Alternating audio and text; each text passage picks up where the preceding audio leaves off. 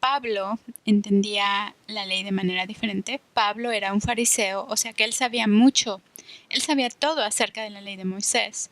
Sin embargo, de acuerdo a la palabra nomos, que es el griego traducido como ley, quiero leerte esto de la Enciclopedia Británica que traduje del inglés. El concepto de ley en la filosofía griega antigua. Los problemas de la autoridad política y los derechos y obligaciones de los ciudadanos fueron una gran preocupación en el pensamiento de los principales sofistas. Sofistas viene de la palabra sofía, que significa sabiduría. Los sofistas griegos de finales del siglo V y principios del siglo IV a.C. Ellos distinguieron entre naturaleza, física, y convención, nomos. O sea que nomos es la convención, la tradición, la costumbre, poniendo leyes en la última categoría.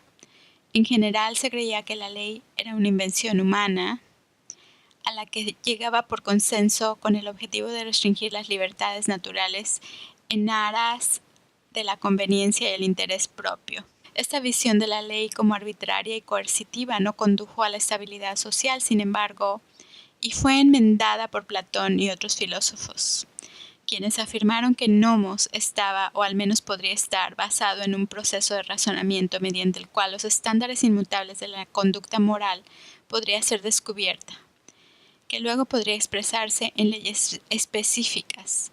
La dicotomía entre las opiniones negativas y positivas de la ley nunca se resolvió realmente. Y ese es el problema con la ley, porque la ley realmente, como la percibe el hombre, es de acuerdo al árbol del conocimiento del bien y el mal, que está simbolizado en la ley de Moisés. Si el hombre quiere hacer el bien de acuerdo a su conocimiento de bien y el mal, nunca lo va a lograr. Tú puedes leer los versículos que aquí presento para no entretenerte. Si lees la epístola a los Romanos, Pablo hace un caso muy contundente contra la ley. Los primeros 3 capítulos tú encuentras un sándwich. Los judíos estaban bajo la ley y por lo mismo su entendimiento fue entenebrecido y se convirtieron en muchas cosas que puedes leer en el primer capítulo. Sin embargo, también dice que aunque el gentil no conocía la ley, en su conciencia existía esa inquietud de estar haciendo lo bueno o lo malo. Sin embargo, el hombre tiende a hacer lo malo cuando quiere hacer lo bueno. Pablo lo dice en Romanos 7, el bien que quiero hacer no puedo hacerlo. En Romanos 7 tú vas a darte cuenta que habla de los 10 mandamientos, porque dice, no hubiera sabido lo que es la codicia hasta que me dijeron, no codiciarás. Pablo llamaba a la ley de Moisés el ministerio de muerte escrito en piedra. No hay nada en la ley de Moisés escrito en piedra fuera de los 10 mandamientos. Tú puedes leer Gálatas, todo Gálatas es un caso en contra de la ley. Y de hecho, en este libro tú vas a encontrar la palabra ley y la palabra carne como un sinónimo. Aquel que vive bajo la ley y luego verás aquel que vive bajo la carne. Esto está enfáticamente en el capítulo 3. Tú que recibiste la promesa bajo el espíritu vas a terminar bajo la carne. ¿Recibiste el espíritu por vivir bajo la ley o por la fe o por haber creído? Esta fue la rectitud de Abraham. Abraham le creyó a Dios y le fue tomado por justicia. Y finalmente en Gálatas 5:4 encontrarás que aquel que quiere ser justificado por las obras de la ley se ha caído de la gracia de Dios. Y Pablo nos lo dice en todas sus epístolas. En Corintios nos dice que la ley es la fuerza del pecado. La epístola de los Romanos, como decía yo en un principio, fue una epístola para todo el mundo, porque en el tiempo de Pablo Los romanos eran todos, porque el mundo entero estaba bajo el imperio romano.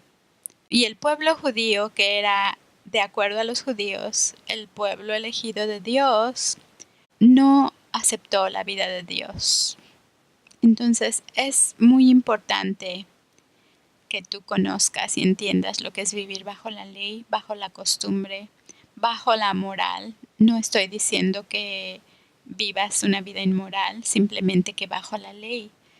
Ese va a ser el resultado. Tú lo puedes leer en Gálatas 5, 19 al 21. ¿Cuál es el resultado de vivir bajo la ley? Y es todos los frutos de la carne que nosotros llamamos pecado. Es lo que resulta de vivir bajo la ley, porque la ley es la fuerza del pecado.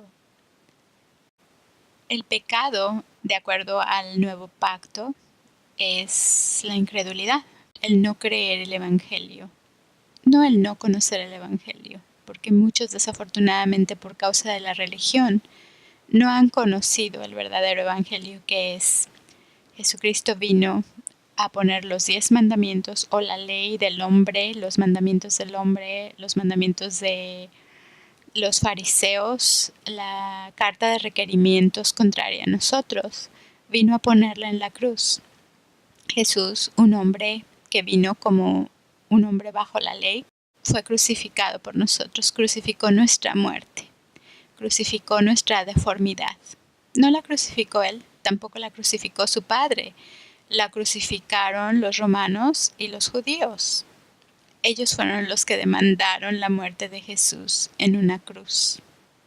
Ellos fueron los que azotaron a Jesús de tal manera tan violenta.